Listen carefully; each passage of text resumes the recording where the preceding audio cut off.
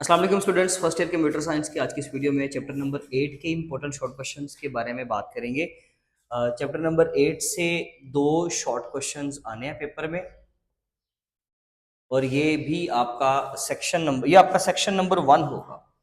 Section number 1 जो short question का पहला सेक्शन होगा, उसके आखिरी जो दो शॉर्ट होंगे वो आपके चैप्टर नंबर 8 से होंगे। चैप्टर नंबर 8 का कोई भी कंटेंट, कोई भी चीज़ स्मार्ट सिलेबस के अकॉर्डिंगली एक्सक्लूडेड नहीं है, हर चीज़ शामिल है और क्वेश्चंस भी बड़े स्ट्रेट फॉरवर्ड से ही हैं। सिंपल सा चैप्टर है, बहुत ही सिंपल चैप्टर है। एक टॉपिक में से तो कंफर्म आपको क्वेश्चन मिल जाएगा, जैसे कि इंटेलेक्चुअल प्रॉपर्टी, ये 4 चीज़ें लिखी हैं। टाइप्स ऑफ इंटेलेक्चुअल प्रॉपर्टी आप ऑब्वियसली सारी करोगे तो इसमें से निकल आएगा क्वेश्चन। आपका ट्रिकी हो सकता है, उसके बारे में बात कर लेते हैं। अदरवाइज बाकी के लिए जो है ना, वो आपको बहुत सारी टर्म्स पढ़नी पड़ेंगी एक क्वेश्चन को अटेम्प्ट करने के लिए। एक्सरसाइज के एमसीक्यू तो शॉर्ट तो लाजमी तैयार करने हैं, लेकिन अगर हम कंटेंट की बात करें तो जी सबसे पहले तो इंपॉर्टेंस ऑफ ऑनलाइन रिसर्च, ये आपका शुरू होता है पेज नंबर 116 से। 8.1.1 सेक्शन है कि ऑनलाइन रिसर्च की क्या इंपॉर्टेंस है।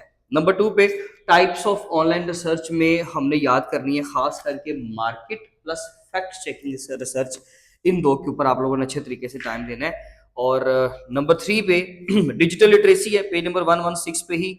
लेकिन उससे भी इंपॉर्टेंट जो है ना, उसके अंदर डिजिटल लिटरेसी के अंदर ना कुछ उसके कंपोनेंट्स हैं, जैसे using technology, searching for information and evaluating sources. ये इसके अंदर से ही मैंने क्वेश्चंस बनाए हुए हैं, लेकिन देखिए ना वर्डिंग्स डिफरेंट है। जैसे कि एफिशिएंट सर्च क्या होती है, यानी कि वहां पे लिखा हुआ है सर्चिंग फॉर इंफॉर्मेशन, तो दिखे यहाँ से स्ट्रेट फॉरवर्ड ये वाली हेडिंग्स उन्होंने नहीं देनी पेपर में, तो इसलिए बच्चा समझता है कि जी नहीं ये तो क्वेश्चन हमने पढ़ा ही नहीं था, ये तो फिर आउट ऑफ द बॉक्स आ गया क्वेश्चन। ऐसा नहीं होने वाला।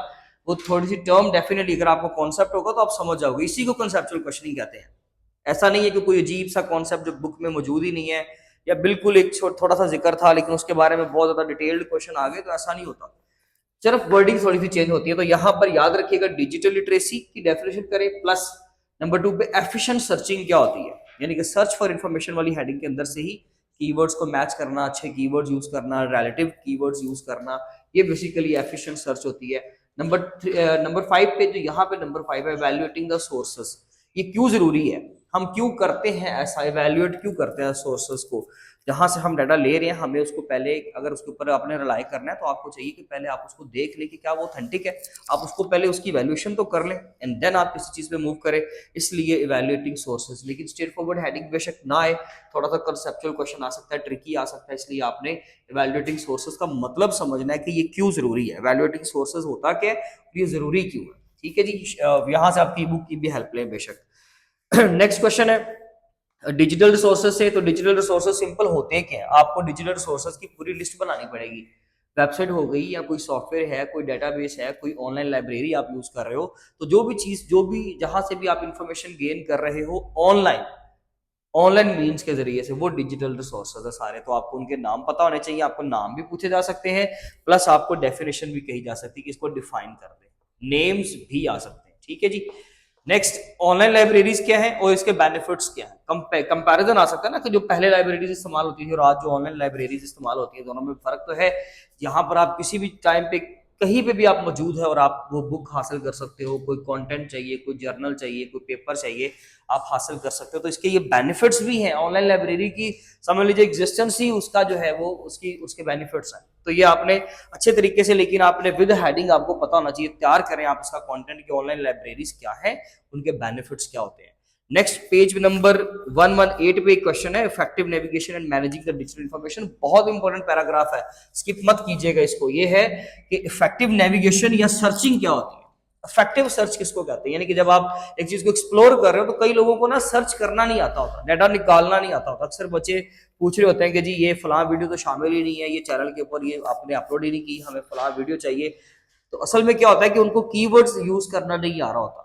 ठीक है, तो ये डेफिनेटली ये कि देखें जी, ये भी एक स्किल है, एक आर्ट है, एक एबिलिटी है। तो कई बच्चों में ये नहीं होती, ये थोड़ा सा वीक होता है इस चीज को लेके, उनको ठीक से कीवर्ड्स की समझ नहीं होती कि टाइटल में कौन से कीवर्ड्स मुझे लिखने चाहिए, चैनल का नाम लिखना चाहिए, उस शख्स का नाम लिखना चाहिए, उस टॉपिक का नाम लिखना चाहिए। तो वो प्रॉपर जो है वो रीजन वाइज या किसी भी तरह से आपको वीडियो निकालनी है, तो आपको प्रॉपर कीवर्ड्स इस्तेमाल करने आने चाहिए। इस चीज को ही इफेक्टिव नेविगेशन कहते हैं, कि एक्सप्लोर करना है अच्छे अंदाज से किसी चीज को।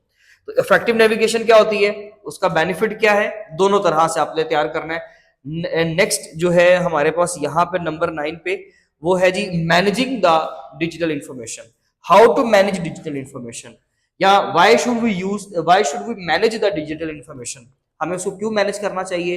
डेफिनेटली अगर आपने कोई भी इंफॉर्मेशन गेन की तो आपको मैनेज तो करना पड़ेगा, लेकिन असल में क्वेश्चन यहाँ पे इसी तरह जाएगा कि हाउ टू मैनेज, हमें उसको मैनेज किस तरह से करना है, उसके लिए पीडीएफ कैसे बनाने हैं, डॉक्यूमेंट्स कैसे बनाने हैं, कंप्यूटर में सेव कैसे करना है, ये सारा पैराग्राफ, इस पैराग्राफ में आपको ये दोनों क्वेश्चंस के आंसर मिल जाएंगे अगर आप अच्छे से पढ़ोगे तो, अदरवाइज की बुक की हेल्प ले, लेकिन मैं कहता हूं कि अगर आप इसको पढ़ेंगे तो इंशाल्लाह आपका क्लियर हो जाएगा। नेक्स्ट आता है जी हमारे पास क्वेश्चन रिसर्च एथिक्स का टॉपिक आ गया, इसमें इसकी इंपॉर्टेंस ये आएगी, सिर्फ वो डेफिनेशन तो नहीं है खैर इतनी इंपॉर्टेंट कि जी रिसर्च एथिक्स होते क्या, no, importance of research ethics, ठीक, और इसके की प्रिंसिपल्स बहुत इंपॉर्टेंट है, मैंने यहाँ पे प्रॉपर उसकी हेडिंग दी है कि की प्रिंसिपल आप सारे तैयार करें, आपको पता होना चाहिए कि इन्फॉर्म्ड कॉन्सेंट का क्या मतलब होता है, कंसेप्चुअल सवाल बनेगा तो पूछेगा कि किसी शख्स को बताना जरूरी है कि हमने उसका डाटा लिया है, इस तरह से कोई भी ट्रिकी क्वेश्चन बना सकता है। तो इन्फॉर्म्ड कॉन्सेंट में ये होता है कि हमेशा उस पार्टिसिपेंट को इन्फॉर्म करें जिसका आप डाटा हासिल कर रहे हो, उसकी मर्जी को शामिल करें। आप अगर कोई भी काम कर रहे हो, आप किसी का डाटा कहीं से ले रहे हो, तो आप उस वेबसाइट को, उस प्लेटफॉर्म को आप रिपोर्ट करें, बताएं कि हमने ये चीज इस्तेमाल की है। इसी तरह से कॉन्फिडेंशियलिटी ऑफ डाटा क्या होता है, या इंटेग्रिटी ऑफ डाटा क्या होता है, ये तीन हेडिंग्स पहली जो है बहुत इंपॉर्टेंट है। फर्स्ट थ्री हेडिंग्स यानी कि इसके अंदर तीन क्वेश्चन छुपे हुए हैं, वो आपने तैयार करने हैं, लाजमी तैयार करने हैं। एंड नेक्स्ट आता है इंटेलेक्चुअल प्रॉपर्टी का, ये बहुत इंपॉर्टेंट पोर्शन है, एक क्वेश्चन मस्ट इसी पोर्शन से होगा। इंटेलेक्चुअल प्रॉपर्टी क्या है, उसकी सारी टाइप्स तैयार करें, आपको हर चीज का पता होना चाहिए, patent, trademark, copyright, industrial design, trade secrets, with examples के बगैर नहीं करना, इनको एग्जाम्पल्स के साथ करना है। और सबसे इंपॉर्टेंट चीज कि इंपॉर्टेंस ऑफ इंटेलेक्चुअल प्रॉपर्टी क्या है, मैं समझता हूँ ये सबसे इंपॉर्टेंट क्वेश्चन होगा यहाँ पे। एंड द लास्ट वन, ये आखिरी पेज पे आपको क्वेश्चन मिलेगा, IPO, intellectual property organisation of Pakistan, ये क्या है।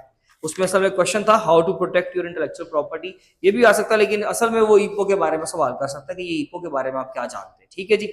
तो ऑलमोस्ट ये सारा चैप्टर ही हमने करना है, बड़े अच्छे अंदाज से करना है, लेकिन वो हेडिंग्स कैसे आ सकती हैं उसके बारे में हमने बात कर ली। यहाँ पर बहुत सारे कंसेप्चुअल क्वेश्चंस हम कह सकते हैं, यानी कि बहुत सारे ट्रिकी क्वेश्चंस थोड़ी सी स्टेटमेंट को वो जानबूझ के आप कह सकते हैं कि जी टेढ़ा मेढ़ा करके आपको सवाल देगा यहाँ से कि ये ट्रेड सीक्रेट्स है या इंडस्ट्रियल डिजाइन है, बच्चे को ये जज करने में ही जो है वो कोई ना कोई प्रॉब्लम आए। फिर इसके अलावा कॉपीराइट्स या इंडस्ट्रियल डिजाइन में क्या फर्क है, पेटेंट या कॉपीराइट में क्या फर्क है, वो एक स्टेटमेंट आपको देता है, क्वेश्चन की स्टेटमेंट, और वो पूछेगा आपसे बताएं इसमें ट्रेड सीक्रेट्स लेना जरूरी है तो क्यों जरूरी है, या इसके पेटेंट्स जो है इसके हमें रिजर्व करना चाहिए, इसका इंटेलेक्चुअल प्रॉपर्टी कोई भी एक टाइप के रिगार्डिंग पूछ लेता है, इस फला चीज के कॉपीराइट्स होंगे या नहीं होंगे, अगर होंगे तो क्यों होंगे, क्यों होना जरूरी है। इसलिए अगर आपने वो सारा टॉपिक अच्छे से समझा होगा, मैं आपको रिकमेंड करूंगा कि एक बार जाके इसकी वीडियो देख लें, इसको समझ लें, कहीं से भी समझ लें, अपने टीचर से समझें, लेकिन आपको यहाँ पर कुछ ट्रिकी क्वेश्चनिंग जो है उसके चांसेस होंगे, आप अच्छे तरीके से उसको कवर करके जाएं। दो शॉर्ट क्वेश्चन है, इंशाल्लाह बड़े अच्छे अंदाज से हो जाएंगे। चॉइस पे इसको शामिल रखना है, इसको छोड़ना नहीं, इसको स्किप नहीं करना। फिर भी इसका स्क्रीनशॉट ले लें, बाकी इंशाल्लाह फिर नेक्स्ट वीडियो में कवर करेंगे अपना लास्ट चैप्टर, चैप्टर नंबर 9। तब तक के लिए अपना बहुत ज्यादा ख्याल रखें। थैंक यू सो मच, अल्लाह हाफिज़।